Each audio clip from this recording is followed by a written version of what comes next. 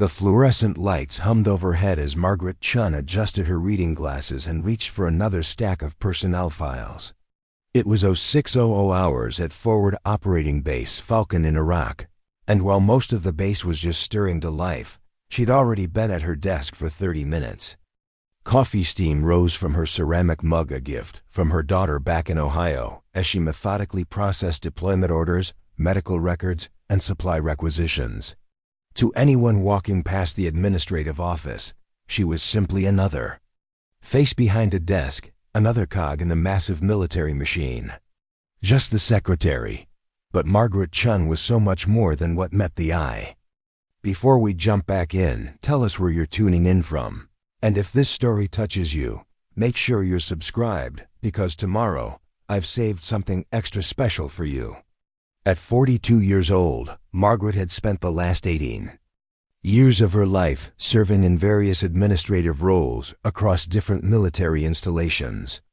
Her personnel file read like a textbook example of steady, unremarkable service commendations for efficiency, praise for her attention to detail, and the kind of consistent performance reviews that never quite made anyone take notice. She'd requested combat roles multiple times throughout her career, only to be told that her skills were better utilized in support positions. The military, it seemed, had decided her fate long before she'd had a chance to prove otherwise. But what her supervisors didn't know, what nobody knew, was that Margaret spent every spare moment of her time studying flight manuals, memorizing aircraft specifications, and practicing emergency procedures in her head. She'd grown up on her grandfather's stories of flying cargo planes in Vietnam, and from the moment she'd first seen a Black Hawk helicopter lift off from a landing pad at Fort Bragg 15 years earlier, she'd known exactly what she wanted to do with her life. The irony wasn't lost on her that she processed flight crew assignments every single day. She knew the qualifications by heart, could recite the training requirements in her sleep, and had watched dozens of pilots come and go through her paperwork. Some were exceptional, others barely scraped by, but all of them had something she'd been denied the opportunity to prove themselves in the cockpit. Margaret's journey to this moment hadn't been easy. Born in a small farming town in Ohio to parents who'd immigrated from Taiwan in the 1960s, she'd learned early that success meant working twice as hard for half the recognition. Her father ran a small electronics repair shop, and her mother worked nights at the local hospital as a janitor. They'd sacrificed everything to give their 3 children opportunities they'd never had. And Margaret had internalized their work ethic in ways that would serve her throughout her military career. When she'd enlisted at 19, fresh out of high school with dreams of becoming a pilot, the recruiter had smiled politely and steered her toward administrative positions. "You've got great organizational skills," he'd said, looking at her test scores. "The military needs people who can keep things running smoothly behind the scenes." It was a polite way of saying that young Asian women weren't what they were looking for in their cockpits. But Margaret was nothing if not persistent. Over the years, she'd quietly built relationships with flight instructors, mechanics, and pilots who were willing to share their knowledge during off-duty hours. She'd spent her own money on civilian flight lessons whenever she was stationed near airports, accumulating hundreds of hours of flight time that never appeared on any official record. She studied aerodynamics textbooks late into the night, practiced instrument readings on flight simulators during weekend leaves, and slowly, methodically, built the knowledge base she'd need if she ever got her chance. That chance seemed impossibly distant as she sat in her administrative office at Forward Falcon, processing the daily mountain of paperwork that kept a military base operational. The base housed nearly 3,000 personnel, including 2 Black Hawk companies that flew daily missions across some of the most dangerous territory in Iraq. She knew their flight schedules, their maintenance requirements, their crew rotations, everything. Except what it felt like to be the one sitting in the pilot's seat. Outside her office window, she could see the flight line where the helicopters sat in neat rows, their rotors drooping in the desert heat. Mechanics moved between them like worker ants, conducting pre-flight inspections and minor repairs. She'd memorized their routines. 2. Understanding instinctively which birds were ready to fly and which ones would be grounded for maintenance. It was knowledge that came from years of processing the paperwork that kept those machines in the air. But it was also knowledge that came from genuine passion for everything about aviation. The morning briefing had indicated another busy day of operations. Intelligence reports suggested increased insurgent activity along several key supply routes, which meant the Black Hawks would be flying close air support missions throughout the day. Margaret processed the flight manifests with practiced efficiency, but part of her mind was always calculating fuel loads, weather conditions, and tactical considerations. She couldn't help herself. It was as natural as breathing. As she reached for her second cup of coffee, Margaret had no idea that this ordinary Tuesday morning would be the day everything changed. In less than 6 hours, a series of events would unfold that would transform her from just the secretary into something nobody, including herself, had ever imagined possible. The first sign that this wouldn't be an ordinary day came at 0947 hours when Captain Rodriguez burst through the administrative office door, his flight suit still damp with sweat from his morning mission. Margaret looked up from her computer screen, immediately noting the tension in his posture and the way his eyes darted toward the radio equipment mounted on the wall. "Chen, I need you to pull the maintenance records for Dustoff 77 immediately," he said, using the call sign for one of their medical evacuation helicopters. "Full inspection history, recent repairs, everything." Margaret's fingers were already moving across her keyboard before he'd finished speaking. After 18 years of military service, she'd developed an instinct for urgent requests, and the edge in Rodriguez's voice told her this wasn't routine paperwork. "What's the situation, sir?" "Bird went down 15 minutes ago, about 30 clicks northeast of here. Mechanical failure during a medevac run." Rodriguez was pacing now, his hands clenched behind his back. 2 crew, 1 medic, and a critically injured soldier on board. "We've got search and rescue spinning up, but weather's deteriorating fast, and we're looking at a narrow window for extraction." Margaret's mind immediately began processing the implications. She knew the terrain northeast of the base, rocky, unforgiving country with limited landing zones and plenty of places for insurgents to set up ambushes. Weather reports had been calling for deteriorating conditions all morning, with sandstorms expected to roll in from the west by early afternoon. A downed helicopter crew in that environment had a very limited window before their situation became desperate. "Maintenance records coming up now, sir," she said, her voice steady despite the gravity of the situation. The files appeared on her screen, and she quickly scanned through months of inspection reports, part replacements, and service bulletins. Dustoff 77 underwent rotor head inspection 2 weeks ago, hydraulic system service last month. No outstanding write-ups or deferred maintenance items. Rodriguez nodded grimly, so it wasn't a maintenance issue. Probably engine failure or transmission problems. He paused at her desk, leaning over to look at the maintenance records she'd pulled up. "Chen, I need you to coordinate with operations and get me a full brief on available aircraft and crew status. We're going to need every bird we can get airborne for this rescue."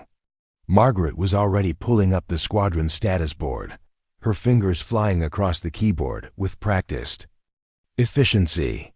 Years of processing these reports had given her an almost intuitive understanding of aircraft availability and crew readiness. "We've got 4 Black Hawks mission ready, but only 2 complete flight crews available.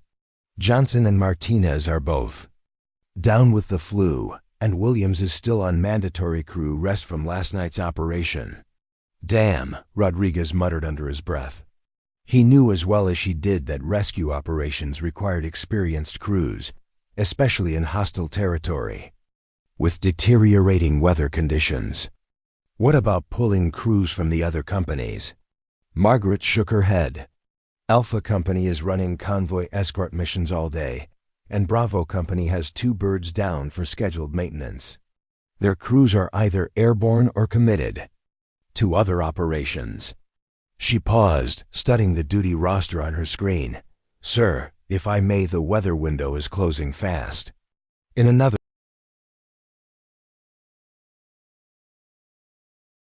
Rodriguez stopped pacing and looked at her with surprise. In all the months she'd been processing his paperwork, he'd never heard her offer tactical insights. But her assessment was exactly what he'd been thinking. You're right. We need to move fast, but we don't have the crews to do it safely. What happened next would be debated in after-action reports for months to come. Margaret looked up from her computer screen, meeting Rodriguez's eyes directly, and said the words that would change everything. Sir, I'm rated on the Black Hawk. I've got over 800 hours of flight time, including night and adverse weather operations. The silence that followed was deafening. Rodriguez stared at her as if she'd just announced she could fly by flapping her arms. Chun, you're admin. You process our paperwork. Yes, sir, I am. But I'm also a licensed pilot with current medical certification and instrument. Ratings. Margaret's voice remained steady, professional, even as her heart hammered against her ribs. I've been maintaining my qualifications on my own time for the past 15 years, hoping for exactly this kind of opportunity. Rodriguez's mind was racing through regulations, protocols, and the desperate reality of their situation. Military. Bureaucracy was clear about authorized flight crew assignments, but emergency situations sometimes required creative interpretations of the rules. Chun, even if what you're saying is true, you've never flown combat missions. You've never been shot at or had to navigate hostile territory under pressure. No, sir, I haven't, Margaret admitted. But I know these aircraft better than anyone on this base, except the mechanics. I process every maintenance report, every inspection record, every modification and upgrade. I know the performance characteristics, the limitations, the emergency procedures.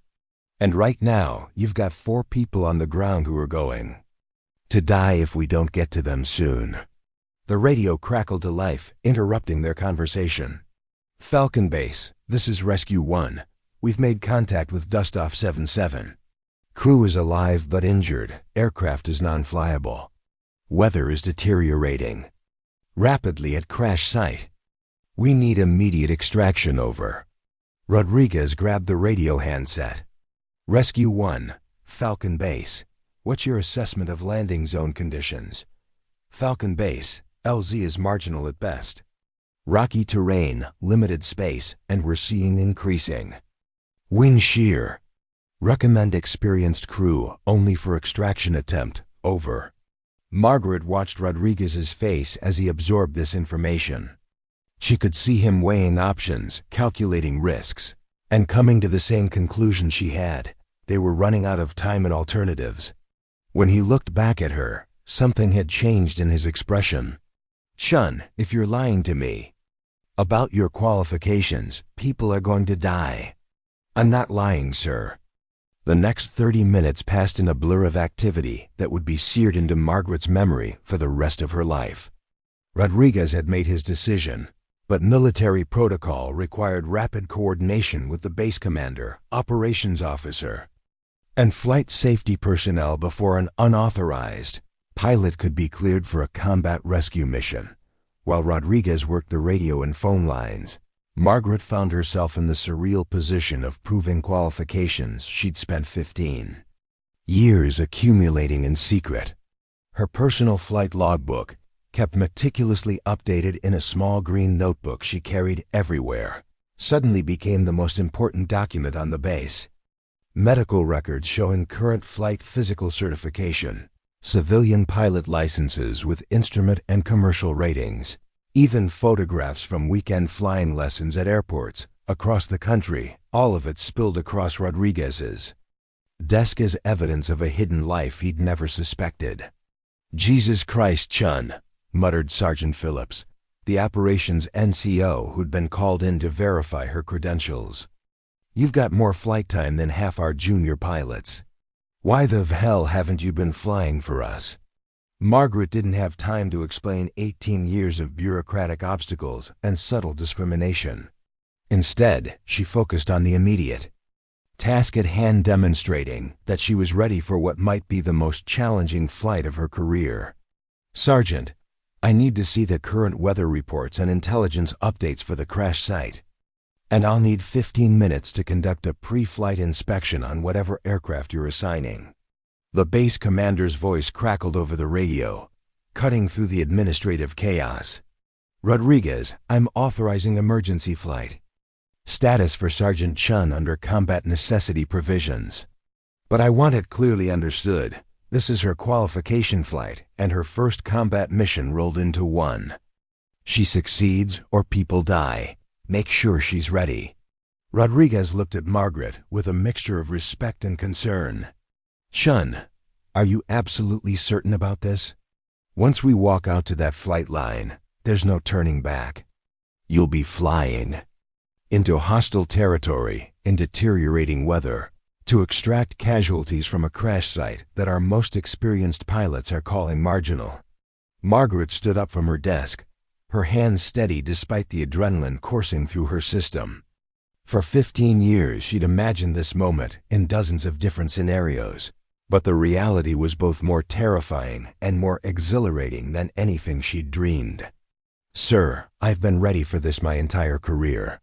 The only question is whether you're ready to let me prove it." The walk to the flight line felt both endless and instantaneous. Margaret's mind shifted automatically into the methodical pre-flight routine she'd practiced countless times in civilian aircraft, but never in a military helicopter loaded for a combat rescue mission. The Black Hawk assigned to their mission tail number 2620047 was one she knew intimately from processing its maintenance records, but seeing it up close as her aircraft rather than just another entry in a logbook was overwhelming. Chief Warrant Officer Jackson, who would serve as her co-pilot, met them at the aircraft. Margaret had processed his personnel files dozens of times and knew he was one of their most experienced aviators, but she'd never imagined they'd be flying together. "Ma'am," he said, his tone carefully neutral, "I've been briefed on the situation. I'm here to assist however you need, but you're pilot in command for this mission."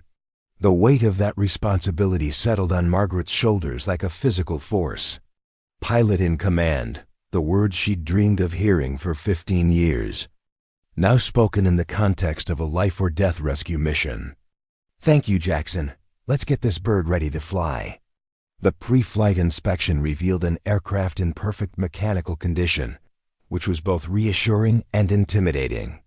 There would be no mechanical issues to blame if this mission went wrong. Success or failure would rest entirely on her ability to fly the helicopter safely through conditions that had already claimed one aircraft dot. As Margaret strapped herself into the pilot's seat, muscle memory took over. Her hands found the controls with practiced familiarity, even though this was her first time in the cockpit of a military Black Hawk. The civilian helicopters she'd trained in shared the same basic flight characteristics, but this aircraft was heavier, more powerful, and equipped with systems she'd only studied in technical manuals. "Falcon Tower, Rescue 2, ready for departure," she said into her headset, her voice steady and professional despite the enormity of the moment. "Rescue 2, Falcon Tower, you are cleared for takeoff. Wind is 270 at 15 gusting to 25. Weather at crash site is deteriorating rapidly. Good luck." Margaret's hands moved through the startup sequence with deliberate precision. Each switch, each gauge, each system check was performed exactly as she'd practiced thousands of times in her mind during those long nights in the administrative office. The turbine engines spooled up with their characteristic whine, and she felt the aircraft come alive beneath her hands. "Jackson, all systems show green. Lifting power is available. Are you ready?" "Ready when you are, ma'am." Margaret took a deep breath, her fingers closing around the collective control. In less than 60 seconds, she would transition from just the secretary to combat pilot, And 4 lives would depend on skills she developed in secret over 15 years of patient preparation. The moment she'd dreamed of had finally arrived, but it came with stakes higher than she'd ever imagined. Rescue 2, departing Falcon Base at this time. The Black Hawk rose smoothly into the Iraqi sky, carrying with it the hopes, fears, and hidden dreams of a woman who had refused to accept limitations others had placed on her potential. The first few minutes of flight were deceptively smooth. Margaret guided the Black Hawk through familiar airspace around Forward Falcon, her hands finding their natural rhythm on the controls as years of civilian flight training merged seamlessly with the raw power of military aviation. The helicopter responded to her touch with precision, climbing steadily through the morning air as she oriented toward the crash site 30 kilometers to the northeast. "Ma'am, you're flying this bird like you've been doing it for years," Jackson observed through the intercom, genuine surprise evident in his voice. He'd been prepared to take over if the administrative sergeant proved incapable, but her control inputs were smooth and confident, her scan pattern textbook perfect.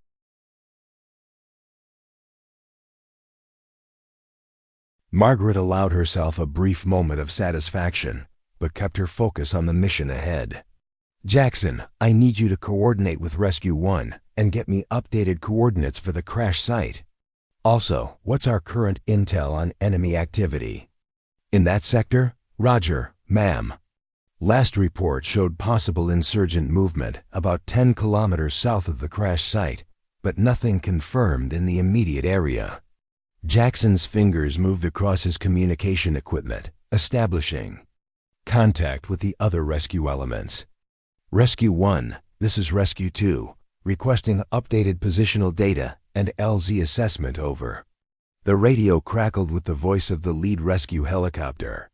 "Rescue 2, crash site is at grid reference 38 SEMD1 465723891.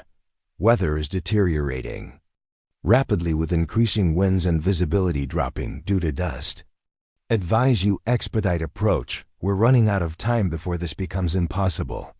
Margaret updated her navigation systems with the coordinates, her mind automatically calculating flight time, fuel consumption, and approach vectors. But as they flew further from the base, she began to understand why this mission had been deemed so challenging.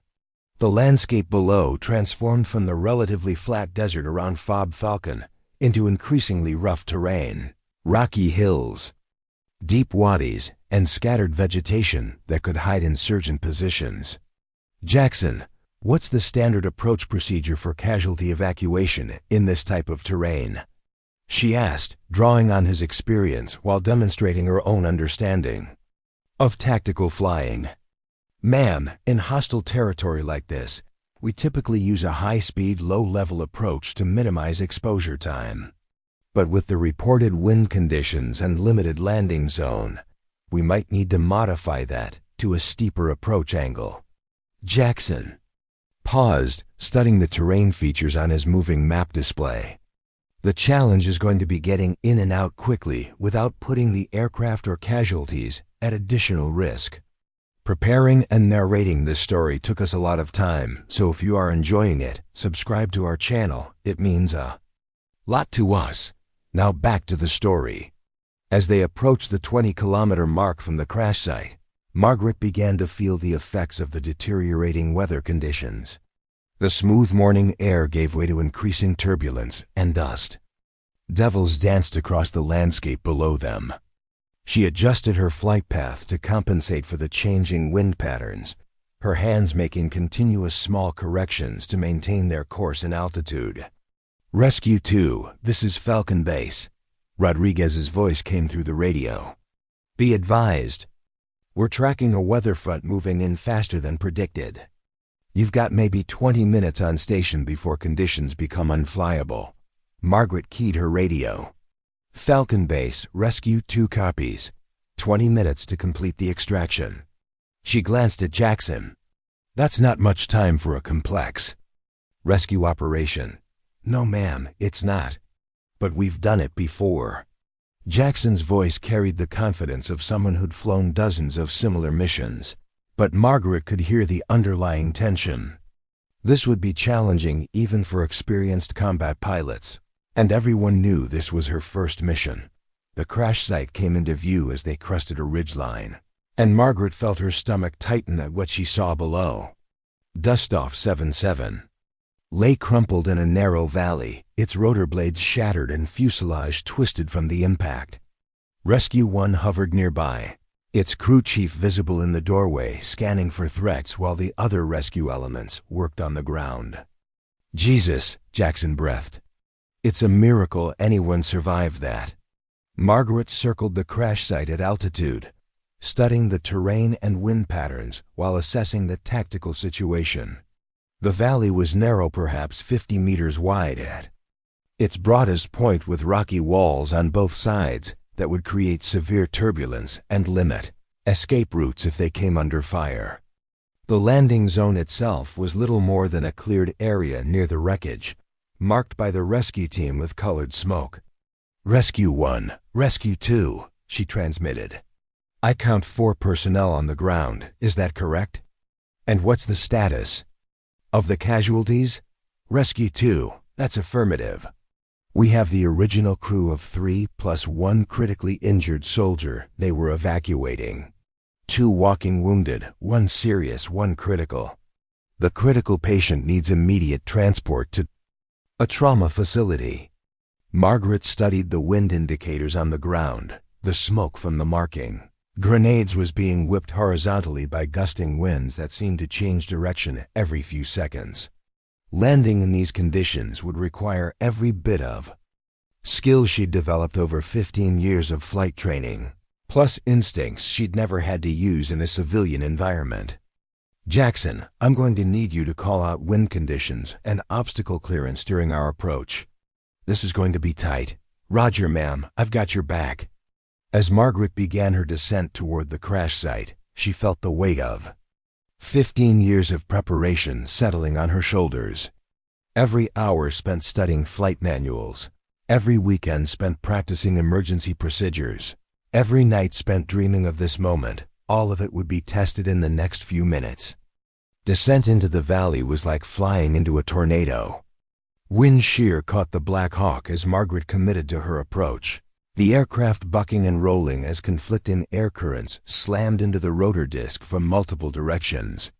Her hands worked constantly on the controls, making dozens of minute adjustments per second to maintain their flight path toward the narrow landing zone. Winds shifting left to right, gusts to 30 knots, Jackson called out, his voice steady despite the violent turbulence. 50 feet, 40 feet. "Power lines at 2 o'clock, ma'am." Margaret had already seen the obstacle, a single electrical line that ran across one corner of the landing zone, nearly invisible against the rocky backdrop. She adjusted her approach angle, bringing the helicopter in steeper and faster than she would have preferred, but the deteriorating weather left no room for a gentle touchdown. 30 feet, 20 feet. "Looking good, ma'am." 10 feet, easy does it. The Black Hawk touched down with a jarring impact that sent dust and debris swirling around the cockpit windows. Margaret kept the aircraft light on its landing gear, ready to lift off immediately if the situation deteriorated, while maintaining enough power to hold position against the gusting winds. "We're down," she announced over the radio. "Ground crew, you have 2 minutes to load casualties. Weather is deteriorating rapidly." Through the swirling dust, Margaret could see the rescue team moving with practiced efficiency. 2 soldiers carried a stretcher toward the helicopter while others provided security, their weapons trained on the rocky ridgelines that surrounded the valley. The sound of the rotors echoed off the canyon walls, making it impossible to hear approaching threats until they were very close. "Ma'am, we've got movement on the north ridge," Jackson reported, his eyes scanning the terrain through his side. "Window. Could be civilians, but in this area ... Margaret felt her heart rate spike, but kept her voice calm. "How much longer for casualty loading?" Rescue crew reports 90 seconds, ma'am. 90 seconds felt like an eternity when sitting in a helicopter that couldn't maneuver quickly in the confined space. Margaret's mind raced through contingency plans. Could they lift off with the casualties only partially loaded? Could they reposition to a more defensible location? What were their options if they came under direct fire? The first casualty was loaded, the critically injured soldier whose original medical evacuation had led to this entire crisis. Margaret could see the medic working frantically to stabilize the patient, while the helicopter's crew chief directed the loading of the second stretcher case. Contact north. The sharp voice over the radio made Margaret's blood run cold. We have armed personnel moving on the North Ridge. Looks like they're trying to get into position to engage the landing zone. How much longer? Margaret demanded. 30 seconds, ma'am. Last casualty is mobile, just getting him aboard now. Margaret's hands tightened on the controls. 30 seconds was an eternity in combat, especially when sitting stationary in an exposed position. She began pulling in power, lifting the helicopter just enough to reduce the weight on the landing gear, while keeping them low enough for the final casualty to board. Ma'am, I've got muzzle flashes on the ridgeline, Jackson reported, his voice tight with tension. They're engaging us. The first rounds impacted the rocky ground near the helicopter, sending up sprays of stone chips and dust. Margaret felt rather than heard the distinctive crack of small arms fire, a sound that was completely different from anything she'd experienced in civilian flying. This was what separated combat aviation from everything else.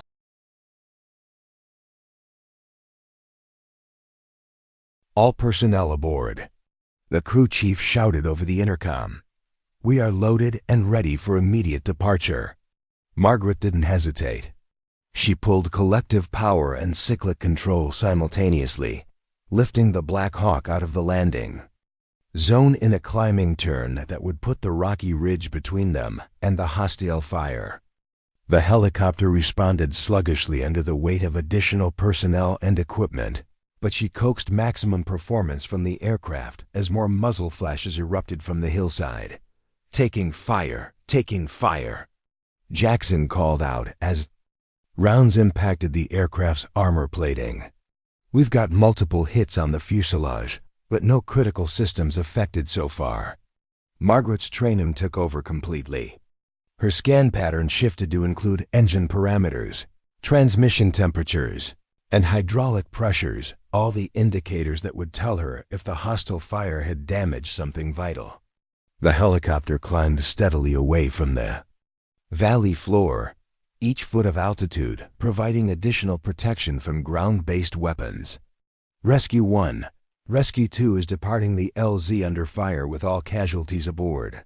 She transmitted, her voice remarkably steady given the circumstances.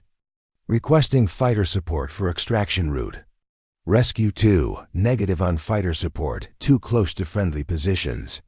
Recommend high-speed egress to the south, then direct to Falcon Base. Margaret rolled the helicopter into a steep banking turn, using the terrain to mask their departure while building airspeed for the flight back to base. Behind them, the sound of gunfire faded as the insurgents lost their target, but the adrenaline continued to surge through her system. Ma'am, Jackson said quietly over the intercom, that was some damn fine flying. You got us in, out of an impossible situation. But Margaret barely heard the compliment. Her attention was focused on the medical emergency unfolding in the cabin behind her, where the flight medic was working desperately to keep the critically injured soldier alive during the flight back to base. They weren't safe yet, they still had 25 kilometers to cover, and the patient's life hung in the balance. The flight back to FOB Falcon became a race against time and medical crisis.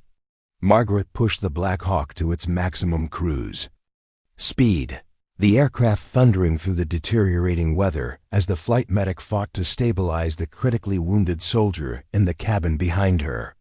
Every few seconds, updates crackled over the intercom, blood pressure dropping, breathing becoming more labored, vital signs fluctuating wildly. "How far out are we?" the medic asked, his voice tight with concentration as he worked to establish additional access. 15 minutes to base, Margaret replied, her own voice betraying none of the stress she was feeling. She'd already radioed ahead to alert the trauma team, and she knew they'd be waiting on the landing pad with everything ready for immediate surgery. But 15 minutes might be too long. "Ma'am, we've got a problem," Jackson said quietly, his eyes fixed on the engine. "Instruments. Number 2 engine is running hot, and we're showing fluctuating oil pressure. Those rounds we took might have done more damage than we initially thought." Margaret's scan immediately shifted to the engine parameters, and what she saw made her stomach drop. The temperature gauge for the number 2 engine was climbing steadily into the caution range, and the oil pressure was fluctuating in a pattern that suggested possible damage to the lubrication system. In a civilian helicopter, this would be an immediate emergency requiring precautionary landing. In a combat zone with a dying patient aboard, the calculus was different. "How long can we run like this?" she asked Jackson, drawing on his experience. "With combat damage assessment, hard to say, ma'am. Could be 5 minutes, could be 50. But if that engine fails completely, we're going to need to make an emergency landing wherever we happen to be." Margaret looked out at the terrain below still. The same rocky, unforgiving landscape that made emergency landings nearly impossible. They were still too far from base to guarantee making it on a single engine, but too far from any friendly positions to risk stopping now. "We continue to base," she decided. "Monitor the engine parameters and give me immediate updates if anything changes." Behind her, the medic's voice carried increasing urgency. "I'm losing him. Blood pressure is dropping too fast, and I can't get it stabilized. We need to get on the ground now." The weight of command, something Margaret had never experienced in 18 years of administrative work, settled heavily on her shoulders. Every decision she made in the next few minutes would have life or death consequences, not just for the patient, but potentially for everyone aboard the helicopter. This was what combat leadership meant, making impossible choices with incomplete information under extreme pressure. "Falcon Base, Rescue 2, she transmitted. "Emergency priority. Landing, trauma patient critical, possible engine damage from hostile fire. Request immediate approach clearance and full medical response. Rescue 2, Falcon Base. You are cleared for immediate approach to landing pad Alpha. Medical team is standing by. What is your current position and estimated time of arrival?" Margaret checked her navigation display. 8 minutes out, approaching from the northeast. "Be advised we may need emergency crash and rescue equipment standing by in case of engine failure during approach." The number 2 engine temperature continued climbing, now well into the caution range and approaching limits that would require immediate shutdown. But shutting down an engine this close to base with a critical patient aboard was a decision that could prove fatal if they couldn't maintain altitude on the remaining engine. "Ma'am," Jackson said carefully, "recommend we start single-engine approach procedures now while we still have both engines running. Better to be prepared than caught off guard." Margaret nodded, beginning the mental preparation for what might become a very challenging landing. Single-engine approaches in a heavily loaded Black Hawk required precise airspeed control and energy management. Too fast and they'd overshoot the landing zone. Too slow and they'd settle into the ground short of the pad. "Beginning descent for base," she announced over the intercom. "Medical team, prepare for possible hard landing." FOB Falcon appeared on the horizon like a mirage in the desert, its familiar collection of buildings and aircraft never more welcome than at this moment. Margaret could see the medical team already positioned near the landing pad, their ambulance and equipment ready for immediate patient transfer. 3 minutes out, she reported. "Engine 2 is approaching red line limits." "Roger, ma'am." "Medical team confirms they're ready for immediate patient offload." The descent into base required every bit of skill Margaret had developed over 15 years of flight training. She managed airspeed and rate of descent carefully, balancing the need to get on the ground quickly against the reality of an engine that might fail at any moment. The approach had to be perfect. There would be no opportunity for a go-around if something went wrong. 2 minutes out. Engine parameters holding steady for now. 1 minute out. Landing pad in sight. 30 seconds. Medical team is ready. The Black Hawk touched down on the landing pad with the gentlest contact Margaret could manage. Her relief at successful arrival immediately overwhelmed by the urgency of getting the critical patient to surgery. The medical team swarmed the aircraft. Before the rotors had even begun to slow, their practiced efficiency taking over as they transferred the wounded soldier to the waiting ambulance. "Ma'am," Jackson said as they completed their shutdown procedures, "I've got to say that was one hell of a first combat mission. You've got nothing to prove to anyone after what you did today." But Margaret barely heard him. Through the cockpit window, she watched the ambulance racing toward the base hospital, carrying the soldier whose life had depended on her ability to fly a mission that nobody had believed she was qualified for. In less than 3 hours, she'd transformed from administrative sergeant to combat pilot. But the real measure of success wouldn't be known until the doctors finished their work. The hours following Margaret's first combat mission blurred together. In a whirlwind of debriefings, maintenance reports, and medical updates, she found herself in the unusual position of being simultaneously celebrated and scrutinized. As word of the administrative sergeant who'd flown a successful rescue mission spread throughout FOB Falcon like wildfire. Captain Rodriguez found her 3 hours later, still sitting in the operations center reviewing the after-action reports from their mission. The adrenaline had finally worn off, leaving her feeling simultaneously exhausted and exhilarated. "Chun, I just got word from the hospital. The critical patient made it through surgery. Doctors say another 10 minutes and he wouldn't have made it." Margaret looked up from the paperwork, feeling a weight she hadn't realized she'd been carrying lift from her shoulders. "Thank God. What about the others? All stable?" "The crew from Dustoff 77 will make full recoveries, and the other casualties already asking when he can return to duty." Rodriguez pulled up a chair across.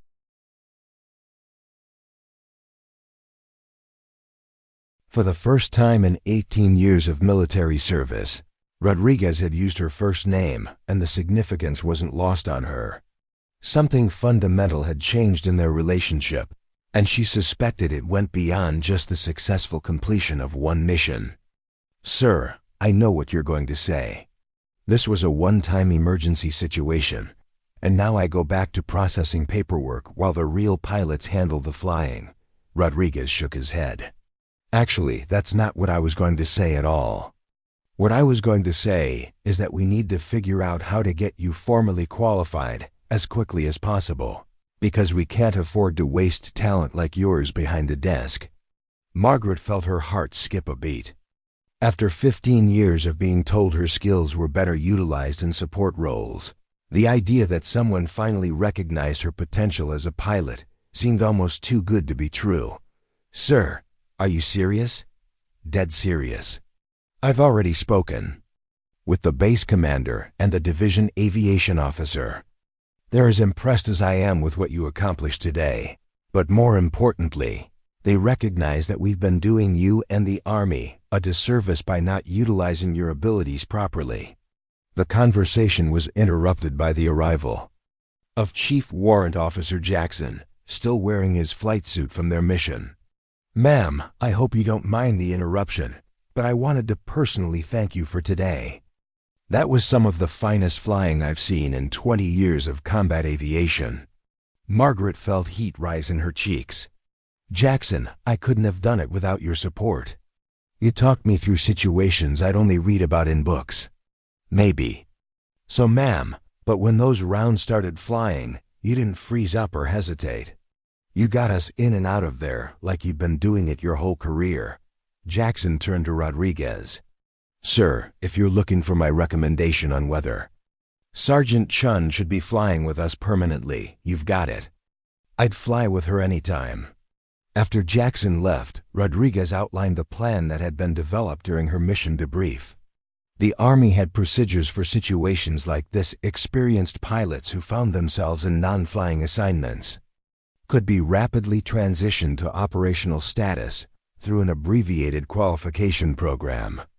Instead of the months-long training pipeline that new aviators went through, Margaret would undergo an intensive 2-week evaluation and training program that would focus on military-specific procedures and combat tactics. The catch, Rodriguez explained, is that you'll be under constant evaluation. Every flight, every maneuver, every decision will be scrutinized by instructors who are looking for any reason to send you back to administrative duties. Some of them still don't believe what happened today was anything more than luck. Margaret understood the subtext. She would be held to a higher standard than male pilots, scrutinized more closely, and given fewer opportunities to make mistakes. It was the same pattern she'd encountered throughout her military career, but now she finally had the chance to prove herself on her own terms. "When do we start?" she asked. "Tomorrow morning, 0600. But Margaret, I need you to understand something."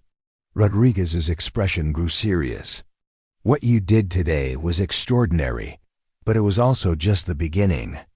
Combat aviation isn't just about flying skills. It's about making split-second decisions under pressure, leading crews in life-or-death situations, and maintaining peak performance when everything around you is chaos." Margaret nodded, understanding the weight of what he was saying.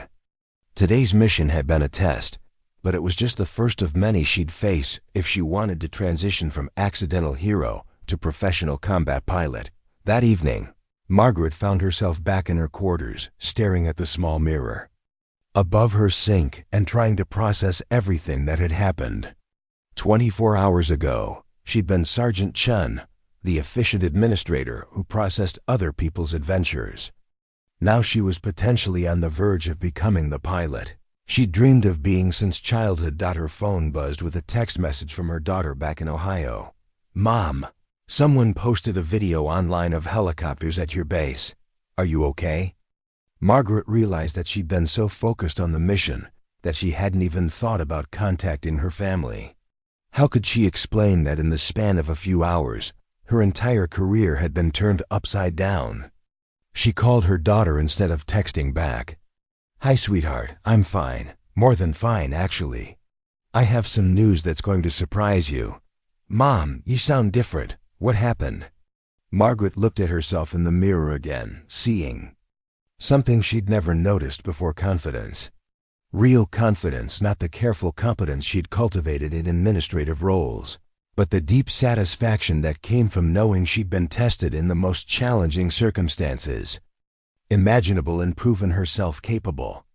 "Honey, your mom might not be processing paperwork much longer. It turns out I'm pretty good at flying helicopters." The transformation from administrative sergeant to combat pilot candidate began at 0600 the following morning, when Margaret reported to the flight line wearing a borrowed flight suit and carrying the same small notebook that had documented 15 years of civilian flight training. The evaluation program would be intense 2 weeks of condensed training, designed to assess whether her previous day's performance had been skill or luck. Waiting for her was Major Patricia Williams, a senior aviator who'd been brought in specifically to oversee Margaret's qualification program. Williams had a reputation throughout the aviation community as both an exceptional pilot and a demanding instructor who held everyone to the highest standards regardless of their background or circumstances. "Sergeant Chen," Williams said, her tone professional but not unfriendly, "I've reviewed your civilian flight records and yesterday's mission reports. Impressive work, but now we need to see if you can maintain that level of performance consistently. Are you ready to prove that yesterday wasn't just beginner's luck?"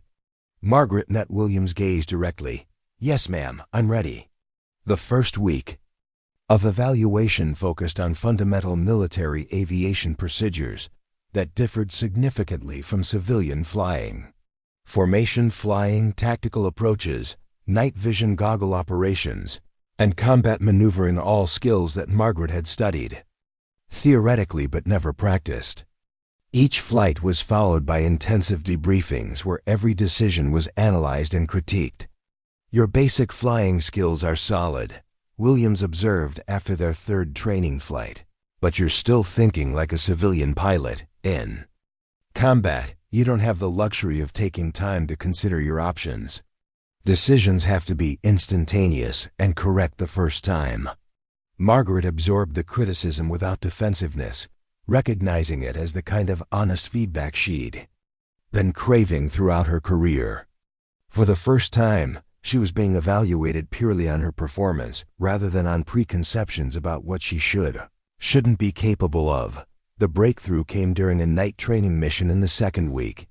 Williams had designed a scenario that combined multiple challenging elements: poor weather, simulated engine failure, and a time-critical medical evacuation from hostile territory.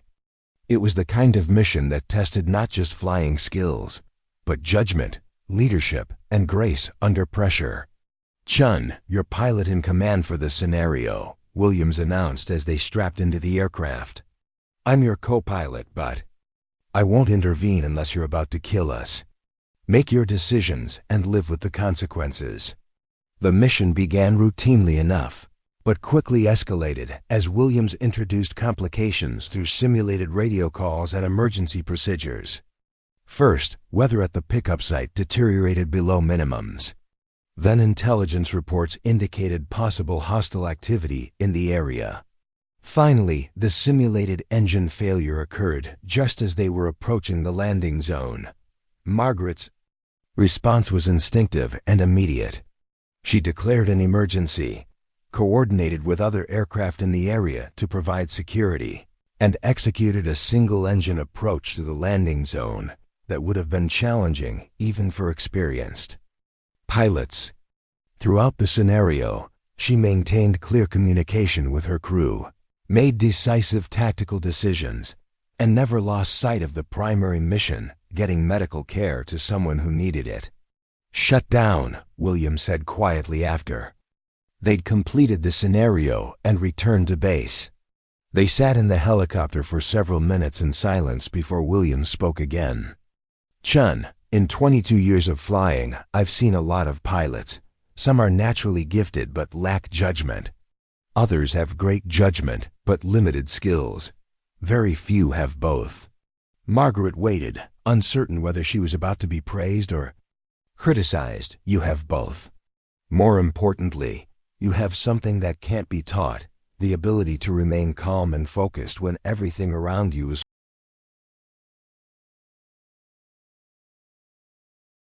The formal evaluation concluded 2 days later with a comprehensive check ride that tested every aspect of Margaret's aviation knowledge and skills. She flew with a standardization instructor pilot from division headquarters, someone who had no prior knowledge of her background or recent heroics. For 3 hours she demonstrated emergency procedures, tactical flying, and combat scenarios under the scrutiny of someone whose job was to find any excuse to disqualify her. "Congratulations, Sergeant Chen," the instructor pilot said after they'd shut down the aircraft. "You've passed your evaluation with flying colors. In my report, I'm recommending immediate assignment to flight status and promotion consideration for your leadership potential." That evening, Margaret found herself back in Captain Rodriguez's office, but this time the dynamic was completely different. Instead of sitting across from his desk like a subordinate receiving orders, she was seated at the small conference table where he held briefings with his other pilots. "Margaret, effective immediately, you're assigned as pilot in command of Dustoff 7-8. You'll be taking over medical evacuation missions for this sector, working with some of the most experienced crews in the theater." Rodriguez slid a new flight assignment across the table. "Your first mission as primary pilot is tomorrow morning." Margaret stared at the paperwork, seeing her name listed in the pilot in command slot for the first time in her military career. After 18 years of processing other people's flight assignments, she was finally seeing her own name on the schedule. "Sir, I want you to know how much I appreciate this opportunity. I won't let you down." Rodriguez smiled. "Margaret, you've already proven yourself beyond any doubt. Now the question is, how far do you want to take this? Because based on what I've seen, administrative work was just the beginning of your story." 6 months after her first combat mission, Margaret Chen had become something of a legend at Forward Falcon. No longer just the secretary, she was now one of the most requested pilots for high-risk medical evacuations, with a success rate that had earned respect throughout the aviation community. But fame, she discovered, came with its own set of challenges. "Dustoff 7-8, we have a priority medevac mission," the operations officer announced over the radio during a quiet Tuesday morning. "Multiple casualties from an IED strike, estimated 15 minutes flight time to your south." Margaret looked up from the maintenance logbook. She'd been reviewing. Old habits died hard, and she still insisted on personally checking every detail of her aircraft's condition before flying. "Copy, operations. Dustoff 7-8 is mission ready. Send me the coordinates." Her crew moved with practiced efficiency, the kind of seamless coordination that developed between people who'd flown dangerous missions together repeatedly. Staff Sergeant Martinez, her crew chief, had initially been skeptical about flying with the former administrative clerk, but 6 months of flawless missions had converted him into one of her strongest supporters. "Ma'am, aircraft is configured for multiple litter patients," Martinez reported. "Medical equipment checked and ready." Flight medic Thompson nodded his agreement. "All trauma supplies loaded and verified. We're ready to go save some lives." This was the part of her new career that Margaret found most fulfilling, the knowledge that her skills directly translated into saving lives. Every successful mission meant soldiers would return home to their families, parents would see their children again, and spouses wouldn't receive the dreaded notification visit. The flight to the casualty collection point took them over territory that Margaret now knew intimately. Every ridge line, every potential landing zone, every defensive position was cataloged in her memory from months of flying similar missions. She'd learned to read the landscape like a tactical manual, understanding instinctively which areas were safe and which ones required extra vigilance. "Dustoff 7-8, this is Ground Team Alpha," came the call from the troops on the ground.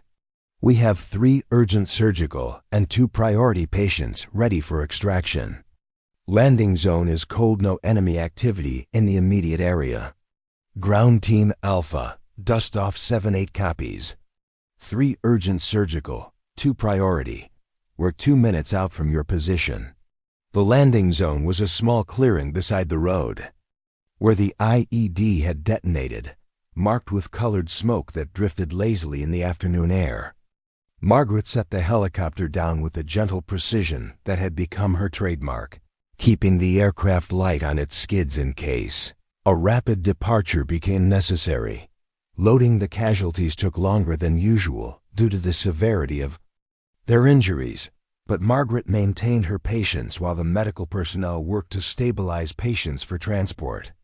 Through her headset, she could hear Thompson coordinating with the ground medics, his voice calm and professional despite the urgency of the situation. "All patients loaded and secured," Martinez reported, "ready for immediate departure." The flight back to base became a mobile trauma center as Thompson worked frantically to keep the most critically injured soldiers stable. Margaret pushed the helicopter to maximum performance, knowing that every minute saved could mean the difference between life and death for her patients. "How are they doing back there?" she asked over the intercom. "Touch and go on the critical." "Patient," Thompson replied without looking up from his work. "But I think we're going to make it if we can get him to surgery in the next few minutes." Margaret had heard variations of this conversation dozens of times over the past 6 months, but it never became routine. Each mission carried the same weight of responsibility, the same potential for tragedy or triumph. It was a burden she'd never had to carry in her administrative role, but one she'd discovered she was uniquely suited to handle. As they approached FOB Falcon, Margaret could see the medical team already waiting on the landing pad. The sight had become familiar, but she never took it for granted. These were the people who would take over where her mission ended, continuing the chain of care that had begun the moment she'd lifted off from the casualty site. Falcon Base, Dustoff 7-8 on final approach with multiple urgent surgical patients, she transmitted. Request immediate medical response to the landing pad. The touchdown was flawless, and within seconds, the medical team was transferring patients from her helicopter to waiting ambulances. Margaret watched through her side window as the most critical patient was rushed toward the hospital, Thompson running alongside the stretcher while continuing to provide care. After shutdown, Margaret found herself approached by Colonel Davidson, the base commander who had authorized her emergency flight status 6 months earlier. She'd had limited interaction with him since then, but his presence on the flight line suggested something significant was about to happen. "Sergeant Chen, walk with me," Davidson said, his tone giving no indication of his purpose. They walked away from the helicopter toward a quieter area of the flight line, where Davidson turned to face her directly. "Margaret, I've been watching your performance over the past 6 months, and I'm consistently impressed. You've flown some of the most challenging missions in this theater with a success rate that exceeds our most experienced pilots." Margaret waited, uncertain where this conversation was leading. "I'm recommending you for promotion to Staff Sergeant and assignment to the Warrant Officer Candidate Program. If you accept, you'll return to the States for advanced flight training and commissioned as a warrant officer, a career pilot with unlimited advancement potential." The offer was everything Margaret had dreamed of for 15 years, but she found herself hesitating. "Sir, what about the mission here? My crew, my patients?" Davidson smiled. "Margaret, that's exactly the kind of response that tells me you're ready for greater responsibility. You'll always have missions to fly and people to save. The question is, how many more lives could you save if you had the training and authority to lead entire aviation units?" The decision to accept the Warrant Officer Program meant leaving Ava Balkan and the crew that had become her second family. But Margaret understood that some opportunities only came once in a lifetime. Her departure ceremony was unlike anything she could have imagined 6 months earlier, when she'd been processing other people's awards and decorations from behind her administrative desk.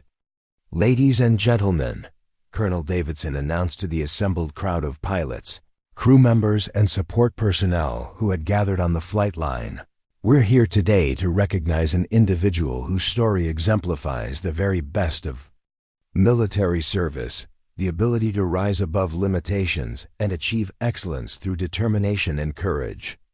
Margaret stood at attention in her dress uniform, feeling overwhelmed by the recognition but proud of how far she'd come. The past 6 months had been the most challenging and rewarding of her entire career, transforming her from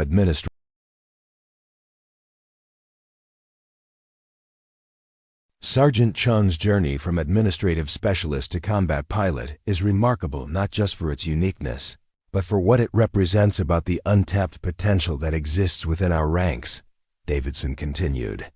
Her story reminds us that talent can be found in unexpected places if we're willing to look beyond conventional expectations. The ceremony included the presentation of several awards, including the Air Medal for her actions during that first rescue mission and the Army Commendation Medal for her subsequent performance as a medical evacuation pilot. But the moment that moved her most was when her crew Martinez, Thompson, and the others who had flown with her over the past months presented her with a personalized flight helmet decorated with the call sign they'd given her, Phoenix. "Ma'am," Martinez explained, "they call you Phoenix because you rose from the ashes of that administrative desk to become something nobody expected. You've saved more lives in 6 months than most pilots save in entire careers." After the ceremony, Margaret found herself surrounded by well-wishers and colleagues who wanted to share their own stories and express their appreciation for her service. Among them was Captain Rodriguez, who had been the first to recognize her potential and give her the chance to prove herself. "Margaret, I have to admit something," Rodriguez said as they walked together toward the helicopter that would take her to the airfield for her flight back to the States. "When I first authorized your emergency flight status, I thought we were taking a desperate gamble. I never imagined it would lead to this." Margaret smiled, thinking back to that terrifying and exhilarating first mission. "Sir, I never imagined it either. 6 months ago, if someone had told me I'd be leaving here as a pilot with orders to flight school, I would have thought they were crazy. What's next for you? Any idea where the Army is going to assign you after you complete the Warrant Officer program?" Margaret looked out at the flight line, where helicopters were preparing for the evening missions that would continue the same life-saving work she'd been doing. "I've requested assignment to a training unit. I want to help identify and develop other people like me, experienced soldiers, who might have pilot potential that's been overlooked." Rodriguez nodded approvingly. "That sounds exactly like something you'd want to do. The Army needs more people who understand that talent doesn't always come in the package we expect." The helicopter ride to the main airfield gave Margaret time to reflect on everything that had changed in her life over the past 6 months. She thought about the casualties she'd evacuated, the crews she'd worked with, and the missions that had tested every aspect of her training and character. Each experience had built upon the last, creating a foundation of confidence and competence that would serve her throughout her career. At the airfield, she ran into Major Williams, the instructor pilot who had overseen her initial evaluation program. Williams was preparing for her own departure, having completed her deployment and earned her own set of decorations for excellence in training and development. "Margaret, I wanted to catch you before you left," Williams said. "I've been asked to provide input on the curriculum for advanced pilot training, and I'm planning to use your story as a case study in identifying and developing non-traditional pilot candidates. Ma'am, I'd be honored to contribute to that effort in any way I can." Williams studied her for a moment, then smiled. "You know, when I first met you 6 months ago, I saw someone with good flying skills, but no real combat experience. Now I see someone who's become a complete aviator, skilled, confident, and mature in ways that typically take years to develop." As Margaret boarded the transport aircraft that would take her back to the United States and the next phase of her career, she carried with her not just personal achievements, but a profound understanding of how individual determination could overcome institutional limitations. Her story had already begun inspiring other soldiers to pursue dreams they'd been told were impossible. The flight home gave her hours to think about the future and the opportunities that lay ahead. Warrant Officer Candidate School would be challenging, but she'd already proven she could handle challenges that most people never face. Advanced flight training would expose her to aircraft and missions she'd only dreamed about, opening doors to assignments and responsibilities she was only beginning to imagine. Most importantly, she'd learned the most significant barriers to achievement were often the ones people accepted without question. For 18 years, she'd accepted that her role was to support other people's adventures rather than have her own. It had taken a crisis, an opportunity, and the courage to seize that opportunity to discover what she was truly capable of accomplishing. Margaret Chen had started as just the secretary, but she was ending this chapter of her story as a combat-proven pilot with unlimited potential ahead of her. Up next, you've got 2 more standout stories right on your screen. If this one hit the mark, you won't want to pass these up. Just click and check them out. And don't forget to subscribe and